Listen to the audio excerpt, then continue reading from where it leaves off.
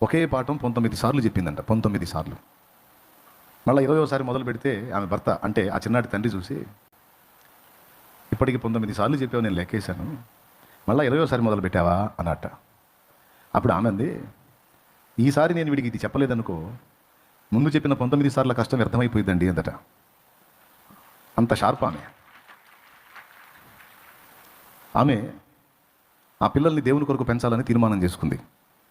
ఇంతమంది పిల్లలతో నేను బయటికి వెళ్ళి సేవ చేయటం కష్టం, కాబట్టి ఒక తల్లిగా నేను వీళ్ళని దేవుని కొరకు పెంచుతాను, యోకేబేదు మోషేని పెంచినట్టు వీళ్ళని నేను దేవుని కొరకు పెంచుతాను, వీళ్ళ కోసం నేను ప్రార్థిస్తాను, వీళ్ళలో కనీసం ఒక్కళ్ళనన్నా నా దేవుడు వాడుకోపోతాడా, ఆ ధన్యత నాకు దక్కకపోతుందా అని ప్రతిరోజు బిడ్డల్ని దేవుని భక్తికి, ప్రార్థనా జీవితానికి, ఆత్మీయతకు మొదలైన వాటికి అలవాటు చేసింది. దేవుని గురించి కథలుగా చెప్పేదామె. ఆ విధంగా పసితనం నుంచే వాక్య బీజాలతో పెరిగారు వాళ్ళు. రాత్రివేళ ఆ బిడ్డలు పండుకునేటప్పుడు బిడ్డలందరినీ పండుకోబెట్టి వాళ్ళ దగ్గర పడేసి ఆమె గదిలోకి పోయి తలుపేసుకునే టైపు కాదు ఆమె. ఆ పిల్లల దగ్గర మోకాళ్ళుని ప్రార్థన చేస్తూ ఉండేదట వాళ్ళు నిద్రపోయిన దాకా.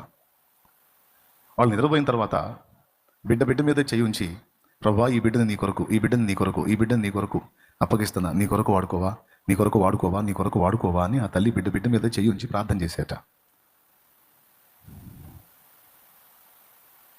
రోజు దినచర్య ఆమెకది.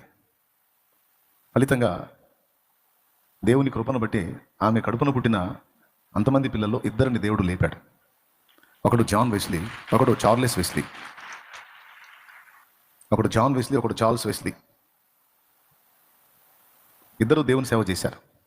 వాళ్ళల్లో ఒకడు జాన్ వెస్లీ ఎంత ఉద్యమం రగిలించాడంటే, ఆయన స్టోరీ మీకు బైబిల్ స్టాల్లో దొరికింది, జాన్ వెస్లీ లైఫ్. తప్పకుండా తీసుకెళ్ళి చదవండి.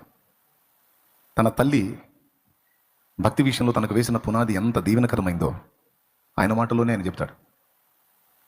ఎందుకు ఈ విషయాన్ని చెప్పానంటే, ఆ తల్లి బయటికి వెళ్ళి సేవ ఎంత చేసిందో నాకు తెలియదు, కానీ బయటికి వెళ్ళి కోట్లాది మందిని ప్రభావితం చేసేటువంటి ఒక కొడుక్కి తల్లిగా మాత్రం అటు భౌతికంగానూ ఆత్మీయంగానూ తల్లిగా నిలబడింది. ఇప్పుడు ఆమెను ఏమంటారు, సేవకురాలంటారా, సాధారణ స్త్రీ అంటారా? అందుకే నేను చెప్తున్నాను, తల్లి, నీ బిడ్డని, నీ కొడుకునైనా కూతురునైనా దేవుని కొరకు నువ్వు సిద్ధపరిస్తే, ఆత్మీయంగా వాళ్ళని దేవుని కొరకు ఆయత్తపరిస్తే నువ్వు సేవ చేసినట్టే తల్లి.